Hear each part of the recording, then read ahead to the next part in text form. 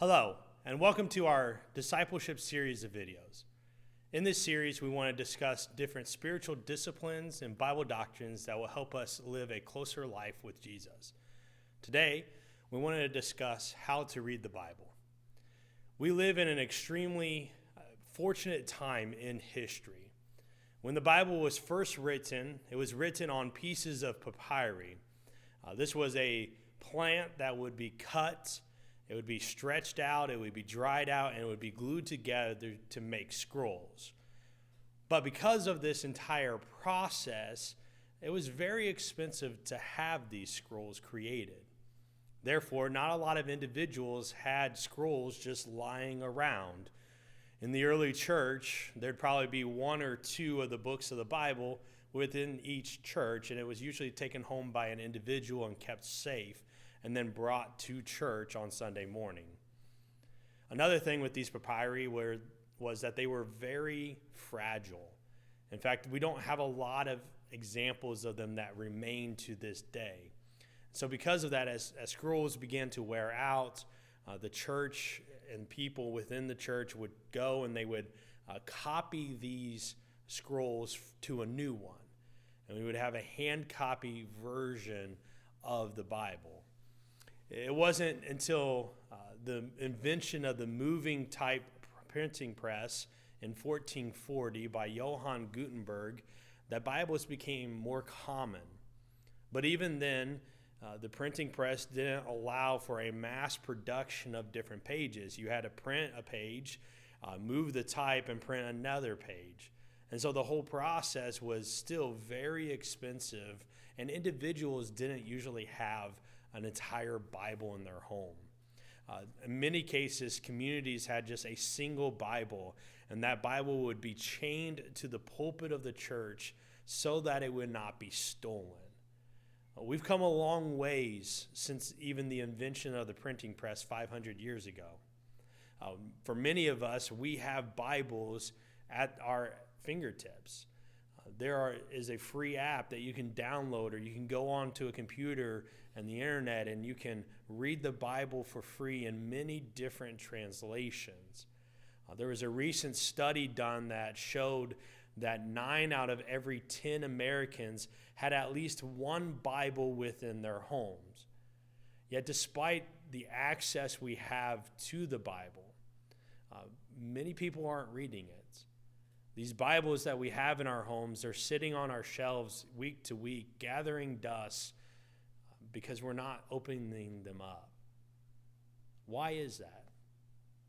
Well, I think one of the primary reasons why we don't often open up our Bibles week to week is because we don't really know where to start. The Bible is a unique piece of literature. There are 66 different books contained within the Bible, written by at least 35 different authors. It covers a span of history that lasts over 2,000 years, from the time of Abraham through the life of Paul.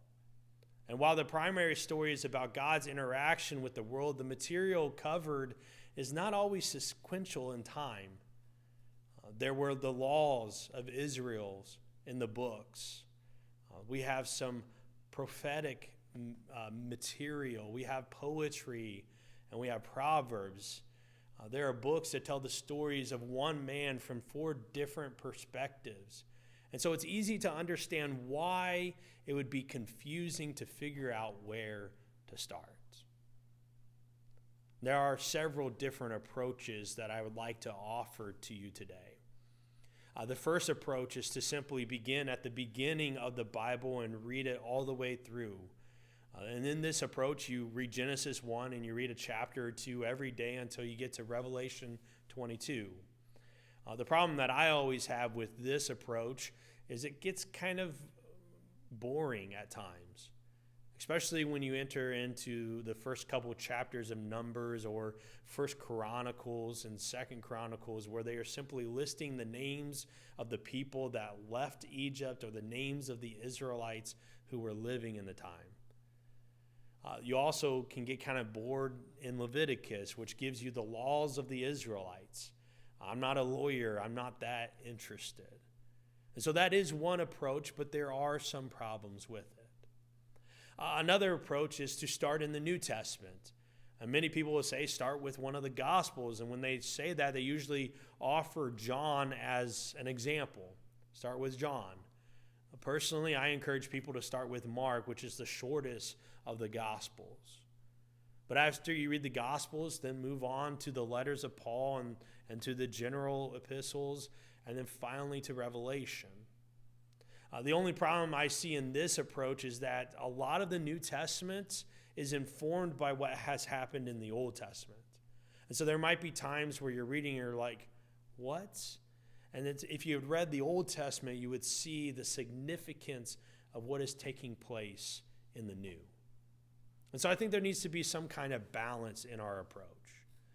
Maybe not necessarily reading it straight through. If that works for you, great. And not necessarily just focusing on one section like the New Testament and forgetting about the Old.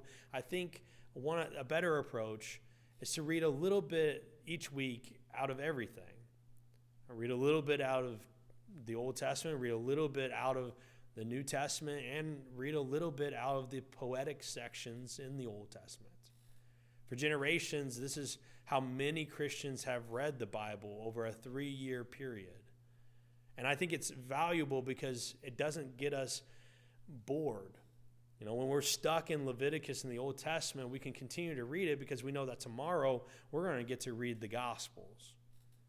And so this allows us to read the entirety of the Bible in a way that is interesting, in a way that we get a little bit of insight into the entirety of what the Bible has to offer.